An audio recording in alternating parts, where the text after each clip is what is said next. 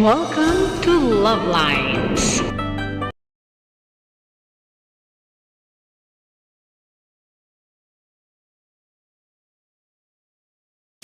Good morning Philippines, hello world. It's a rainy, floody Sunday morning. Lakad na kami ni Love Lines. Ako ay nakabota. Oh, baka baka.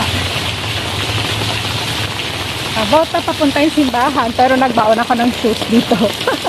Mahirap kasi lumuhod pag nakabota eh. Mahirap i-fold. Grabe. Bahang-baha, oh. Pero tayo ay magsisimba. Parang ganun eh, yung what? Baha. Look. Baha eh. Ano lang eh, umapaw na sa drainage yung tubig, kaya sa ibabaw na dumadaan. Kaya baha sa paningin. Ha? Tumutulong pa yung ko. Ano siya, ano kasi density ng patak ng ulo niya. Ayan. Si Love Lines Junior nauna sa akin. Ng konti, pero nahabol ko. Hinintayin niya ako eh. Habota kami. Nakabota kami para safe. Di ba mabasa ang laylayan, matutuyo naman yan mamaya. Oh, medyo maaga-aga. Bigla kasing bumabagsak yun. Humihina, lumalakas yung bagsak ng ulan. Kaya, go lang. Paglabas namin, medyo mahina. Nung nasa labas na kami, malakas na. Ngayon, mahina na naman. Ay, may doggy, oh. Oh, ayan na naman. Okay, hindi ako sa banyo nila, sa bag ko yung gamit.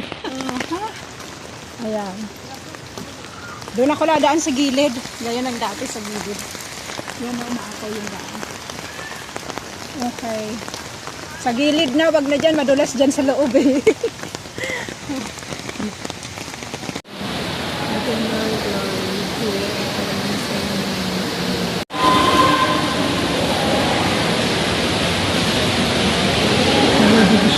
Linggo sa karaniwang panahon.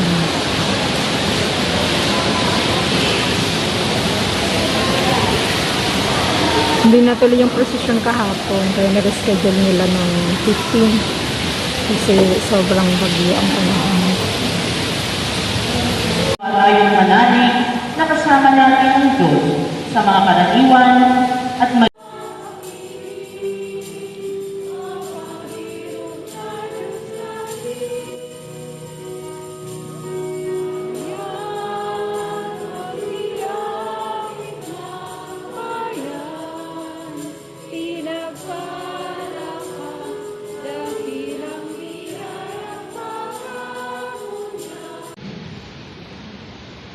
pagpapahayag mula sa unang aklat ng Makahan.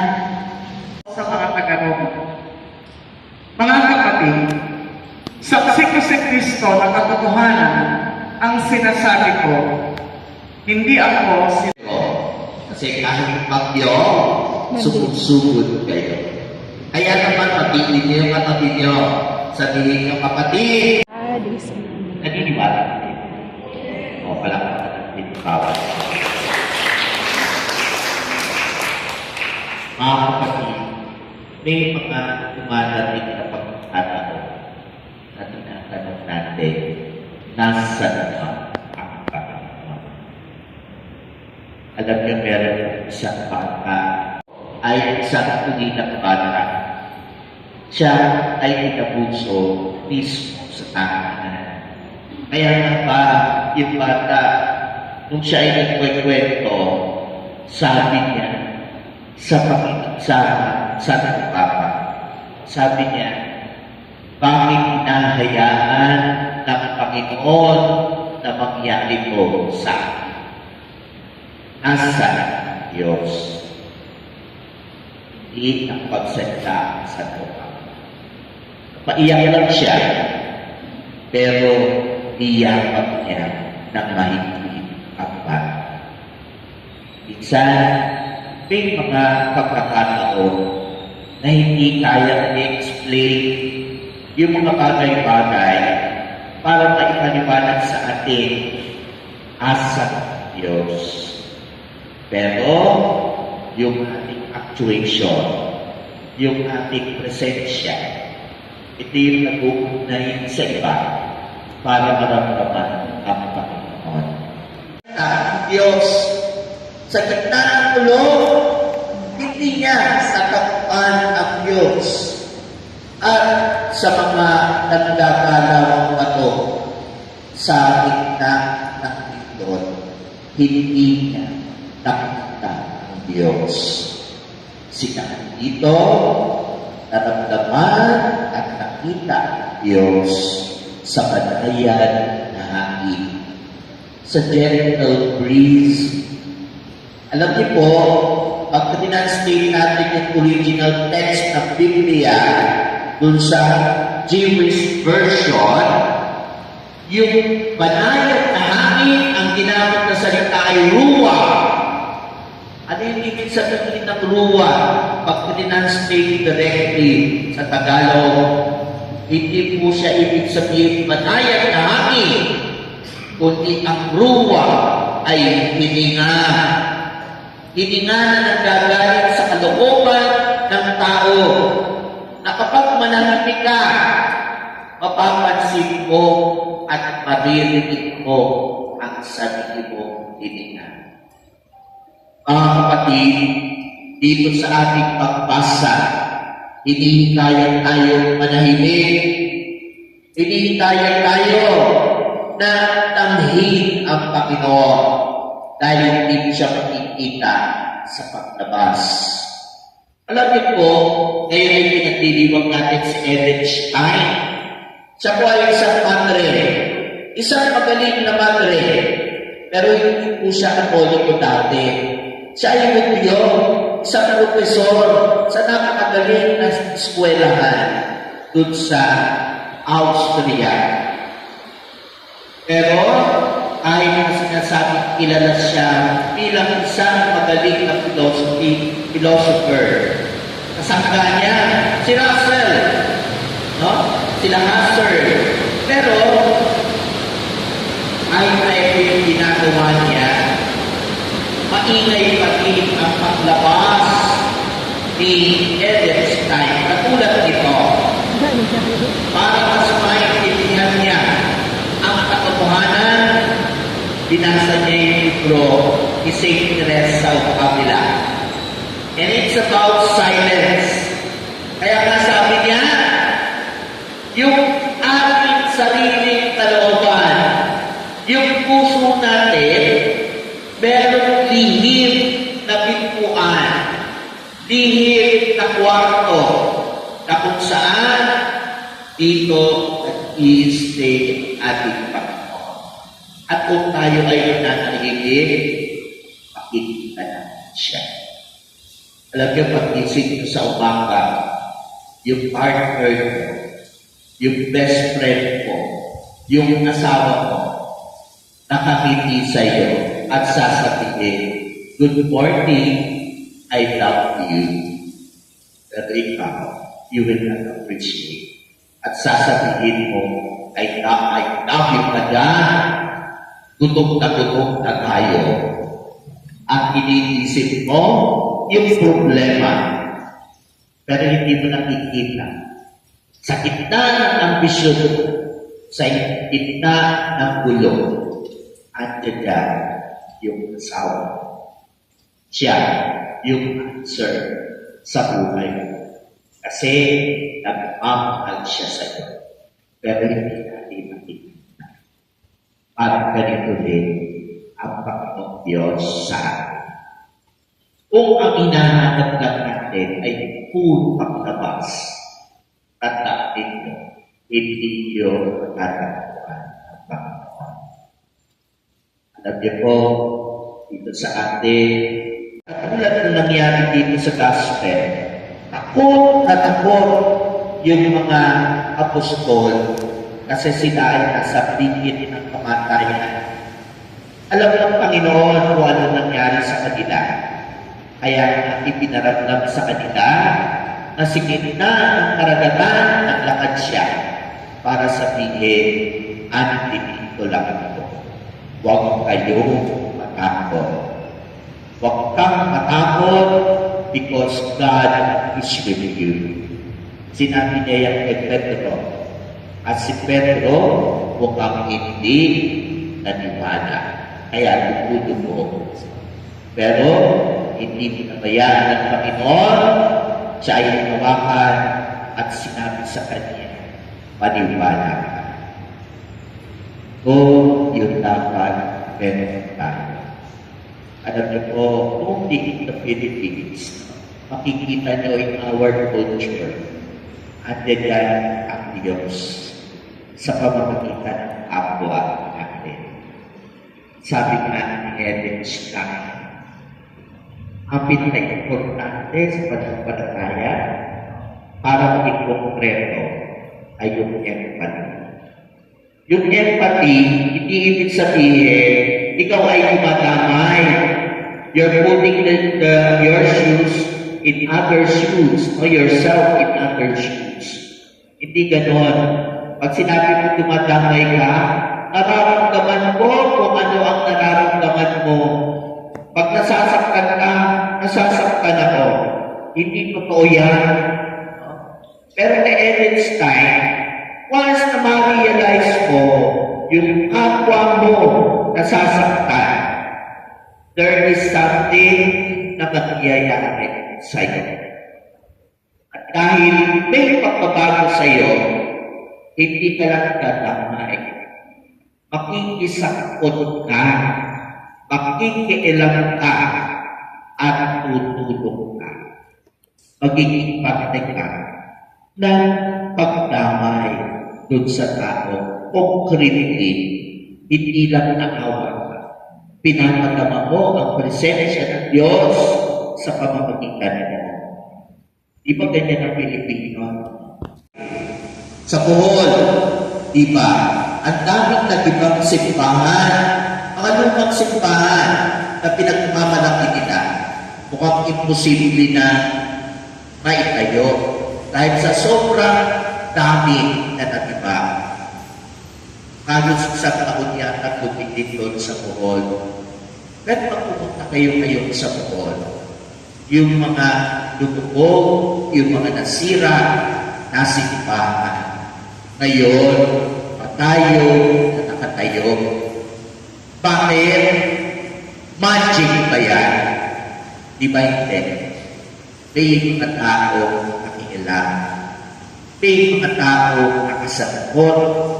May mga tao tumulong para ipatayo ito. At dahil yan sa bawat isa, ipinagama ng bawat isa sa atin na hindi nawawala ng Diyos. Kaagapay ng Diyos. Di ba inig sa atin yan bilang mga Pilipino na dapat ma-realize natin. Ito yung pinaka-importante katahian na meron tayo. Alam niyo po, di ba? Ngayon, ang dami po. Hindi mangyayari ito if we do not recognize in ourselves the presence of God na pwede tayo kumilos, gumawa dahil may pakialam tayo sa iba. Katulad ni Jesus. Pag nawala sa atin yung paniniwala sa Diyos, sarili lang natin yung iniintindi natin. Malamang ano yung mangyayari sa atin. Di ba wala? Pero dito, tinuturuan tayo at pinapaalalahanan tayo ng ating pagbasa na kahit saan ka pumunta, naandyan ang Diyos. Hindi ka papabayaan dahil bawat isa sa atin ay ginagamit ng Diyos ang kanyang presensya.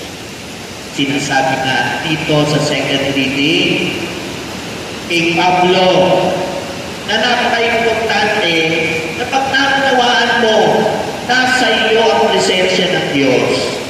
Hindi ka dapat basta walang ginagawa. Dapat nagiging konkreto ang iyong ginagawa.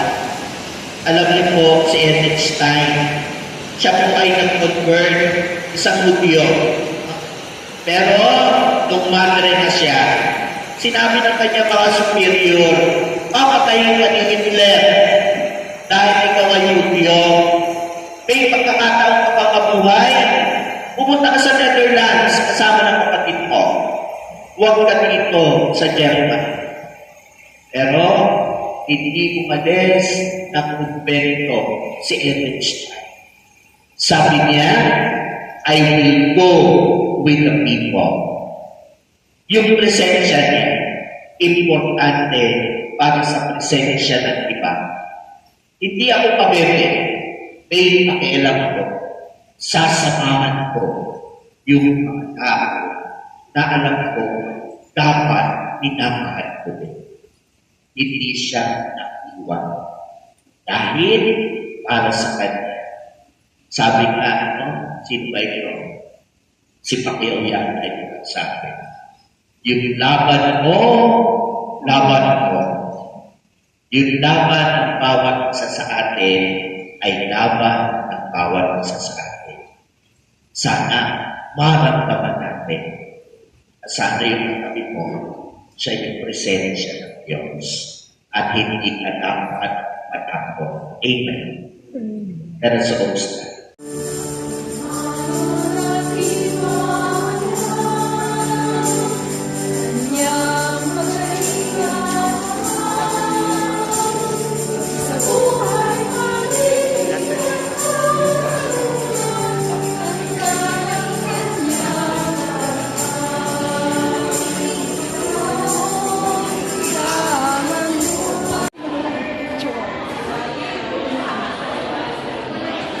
Ayan na.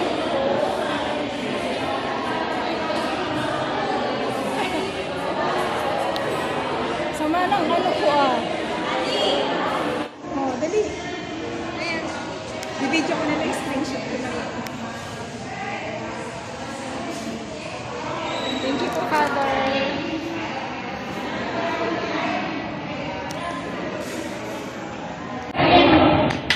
Nako.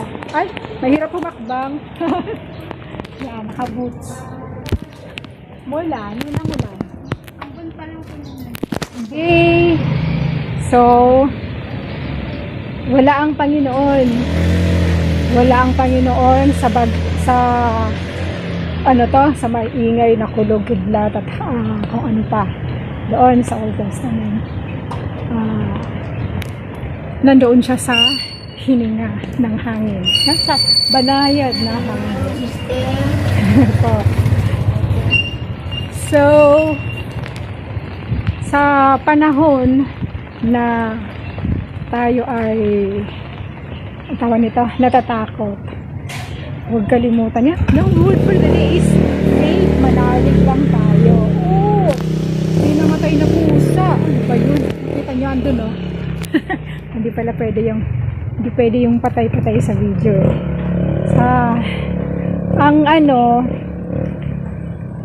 Yung gospel, yun yung gospel ng Monday, yung si Saint Peter, nakita niya yung ating Panginoon naglalakad sa ibabaw ng tubig.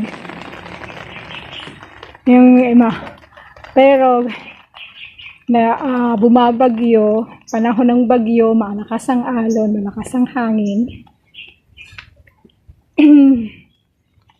Ay, hindi pala. Tama. Malakas nga ang alon. Yun. Pero naglakad ang ating Panginoon sa ibabaw ng tubig. Gusto rin maglakad ni Saint Peter, pero nakita niya yung lakas ng alon, laki ng alon. Natakot siya. Ganon din tayo. Minsan, yung pananalig natin nasusway pag masyado na. Pero, ang punto doon, sabi ng ating Panginoon, manalig ka, huwag kang matakot. Ganon din tayong lahat. Sa panahon ng pagsubok, kagaya nito, may mga masamang panahon. Pagkatapos yan, matatapos din yan. Manalig tayo. Hindi tayo pababayaan na lagi na lang habang buhay na ganito yung panahon natin. Mayroong mga nangangailangan kasi ng ulan. Mayroong nangangailangan na madiligan yung mga palayan. para mabuhay yung mga halaman at may kainin tayo, no? Yan. So, sometimes, and then, reminder din sa atin, Alexis, reminder din sa atin, yung mga ganitong panahon, na maipakita, maramdaman natin din yung presensya ng Diyos sa bawat isa. Yun ang ano ni Father eh. Yung empathy daw. Tama nga. Ang tahanan ay hindi sa building, kundi nasa bawat isa sa atin. Yung ano, sarap ng mga Pilipino. Malakas ang pananalig. Kahit may bagyo, nakakangiti pa rin tayo sapagkat hindi nawawala sa atin ng pag-asa. Hindi nawawala sa atin ng pag-asa at ang pananampalataya na hindi tayo pinababayaan ng ating Diyos. Diba? So faith, have faith because God is always there. God is always with us. And ang tawag niya, hindi niya tayo pababayaan. Whatever happens, yun. God is with us. God loves us. Dumating man ang napakalakas na bagyo, hindi tayo dapat mawala ng pag-asa sapagkat hindi niya tayo pinababayaan sa daluyong ng buhay, sa bagyo ng buhay, andyan palagi ng Diyos. Tawag lang tayo sa Kanya. Feel His presence. Amen. Okay, so that's all. Thank you so much for watching. Have a good day and God bless. Don't forget to love you, God's beautiful creation. Say bye-bye, baby. Uy, patras ako maglakad. Ayaw kasi makapture. Ayaw magpa-capture, ah. Okay, shout out nga pala. By the way, shout out to my channel members, Luchi and Retro. Thank you for staying in the Love Lines Galaxy. Yung Galaxy ko, dalawa lang super love story ko. And if you wanna join the channel, hit the join button. Thank you so much, my viewers and subscribers. I'll see you in the next. God bless you all and love you all. Mwah.